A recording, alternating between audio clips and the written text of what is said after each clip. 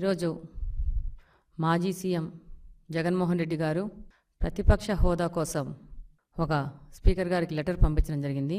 అందులో భాగంగా ఆర్టికల్ 208 ప్రకారము 10% టోటల్ స్ట్రెంత్లో ఉండాల్సిన అవసరం లేదని చెప్పారు. ఈరోజు ఒకసారి పార్లమెంట్ మెంబర్గా, 3 సార్లు ఎమ్మెల్యేగా, ఒకసారి ఆంధ్రప్రదేశ్ సీఎంగా పనిచేసిన జగన్మోహన్ రెడ్డి గారు అసెంబ్లీ రూల్స్లో ఈ విషయం స్పష్టంగా ఉన్నది అన్న విషయం కూడా మర్చిపోయి ఏ విధమైన అవగాహన లేకుండా రాశారు. రూల్ నెంబర్ 56లో క్లాజ్ నెంబర్ సిలో క్లియర్గా రాసింది 1/10 టోటల్ స్ట్రెంత్లో ఉంటేనే ప్రతిపక్ష హోదా వస్తుందని. ఈరోజు జగన్మోహన్ రెడ్డి గారు తన యొక్క వైఫల్యాలకి రకరకాల కారణాలు చూపడం మొదలుపెట్టారు. ఈరోజు ప్రజలకు మొహం చూపించే లేక, ధైర్యం లేక మొన్నటి వరకు ఈవీఎంలు కారంగా ఓడిపోయానని, ఈరోజు ప్రతిపక్ష హోదా ఉంటేనే అసెంబ్లీకి వస్తాననే విధంగా ఆయన లెటర్ రాశారు.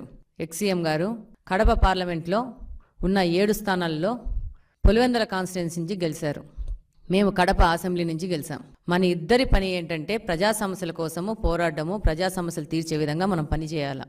కానీ జగన్మోహన్ రెడ్డి గారు మాత్రము అధికారంలో వస్తేనే పని చేస్తాను, అధికారంలోకి వచ్చినాక దోచుకోవడానికి మాత్రమే నేను పని చేస్తాననే విధంగా ఉంది. ఈరోజు 1994లో జనార్దన్ రెడ్డి గారి హయాంలో కాంగ్రెస్లో మొత్తం 294 సీట్లకు గాను 26 సీట్లు ఇస్తే ఆయనకు ప్రతిపక్ష హోదా ఇవ్వలేదు.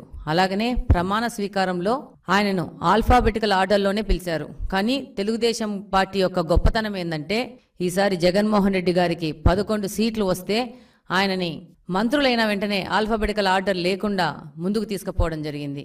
అలాగనే 14 నుంచి 19 వరకు పార్లమెంట్లో కాంగ్రెస్కి 44 సీట్లు, ఒకసారి 52 సీట్లు వస్తే మొత్తం 1/10 ప్రకారం 54 రావాల్సి ఉంటే కూడా ప్రతిపక్ష హోదా ఇవ్వలేదు.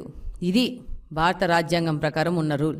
ఈరోజు జగన్మోహన్ రెడ్డి గారి కోసం రాజ్యాంగాన్ని మార్చి రాస్తారనుకుంటున్నారు. ఆయన ఇన్ని రోజులు 5 సంవత్సరాలు రాజారెడ్డి రాజ్యాంగం ప్రకారము, ఆయన కొత్త రాజ్యాంగము, కొత్త చట్టాల ప్రకారము ఆంధ్రప్రదేశ్ని నాశనం చేశారు. ఇప్పుడు ప్రజల దగ్గరికి వెళ్ళి మొహం చూపించుకోలేక రూల్స్ అనేటివి మార్చి కొత్త రాజ్యాంగం రాస్తేనే నేను వస్తాను, అప్పుడే నేను పోరాడతాను ప్రజా సమస్యలకు అని చెప్పేసి ఈయన ప్రయత్నిస్తున్నారు. అసలు జగన్మోహన్ రెడ్డి గారు ఆ రోజు స్పీకర్ ఎన్నికలో సాంప్రదాయం ప్రకారం వచ్చి స్పీకర్ని ఆయన స్థానం దగ్గర తీసుకొచ్చి ఆయన్ను మర్యాదపూర్వకంగా వెళ్లాల్సిన సాంప్రదాయం అన్నది. కానీ ఆయన ఆ రోజు కూడా గైర్హాజరయ్యారు. అలాగనే స్పీకర్కు ధన్యవాదాలు చెప్పడానికి ఆయన పార్టీ నుంచి ఒక్కరు కూడా అసెంబ్లీలోకి రావడం లేదు.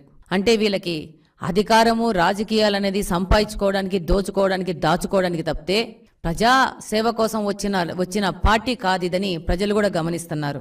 ఈరోజు మీరు అన్నీ మర్చిపోయినారు. ఆ రోజు 2019లో 23 సీట్లు వచ్చిన తెలుగుదేశం పార్టీలోంచి 6 మంది శాసనసభ్యులను పీకేస్తే ప్రతిపక్ష హోదా కోల్పోతుంది తెలుగుదేశం పార్టీ అనేసి ఆ రోజు అందరి మధ్యన రికార్డులో ఉంది మీరు మాట్లాడిన మాటలు.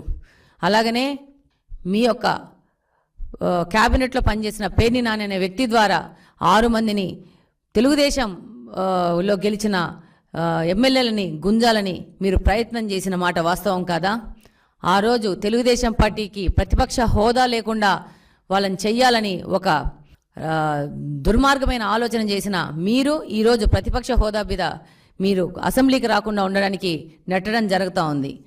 ఆ రోజు తెలుగుదేశం పార్టీ 4 సభ్యులు వెళ్ళినా కూడా 19 సభ్యులతో ప్రతి ఒక్క అసెంబ్లీ సెషన్కి వెళ్ళడం జరిగింది. ప్రజా సమస్యల మీద పోరాడడం జరిగింది. మీరు ఏ విధమైన అవమానాలు చేసినా దాన్ని భరిస్తూ ప్రజల పక్షాన్ని నిలబడడం జరిగింది తెలుగుదేశం పార్టీ. 14 నుంచి 19 వరకు మీరు ప్రతిపక్షంలో ఉన్నప్పుడు రాకపోతే మా యొక్క తెలుగుదేశం ఎమ్మెల్యే ప్రజా సమస్యల మీద పోరాడడం జరిగింది. మీకు బాగా తెలుసు, గౌతు శిరీష గారు ఆఫ్షోర్ ప్రాజెక్టుకు నిధులు ఇవ్వకపోతే నిరసన కూడా చేశారు. ఈ విధంగా మాకు మా నాయకుడు మీరు ప్రతిపక్షం లేకపోయినా కూడా పోరాడాల నుంచి 14 నుంచి 19 వరకు మాతోనే క్వశ్చన్స్ వేయించుకొని మాతోనే పరిష్కార మార్గంగా పోరాటాలు చేపించారు. ఈరోజు మీరే పరిస్థితిలో వస్తున్నారంటే మీకున్న 11 మంది ఎమ్మెల్యేలను అసెంబ్లీకి పోకుండా ఇలాంటి చొడ్డులు చెప్పి ప్రజా సమస్యలకు దూరం పెట్టి ప్రజా సమస్యలకు పోరాడే విధంగా లేకుండా మీరు మీ పార్టీని చూసుకుంటున్నారు.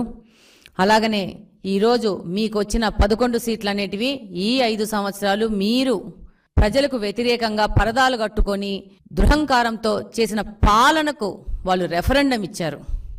ఇది గమనించుకొని కనీసం ఇప్పటి నుంచైనా కానీ ప్రజలకు సేవ చేసే విధానంగా మీరు ముందుకొచ్చి అసెంబ్లీలో ప్రజలకు ఉన్న సమస్యల మీద గలమెత్తితే బాగుంటుంది.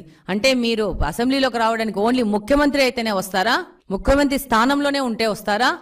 అంటే మీకు ఓట్లేసింది ముఖ్యమంత్రి స్థానంలోకి ఎక్కడానికే ప్రజలు అనుకుంటున్నారా?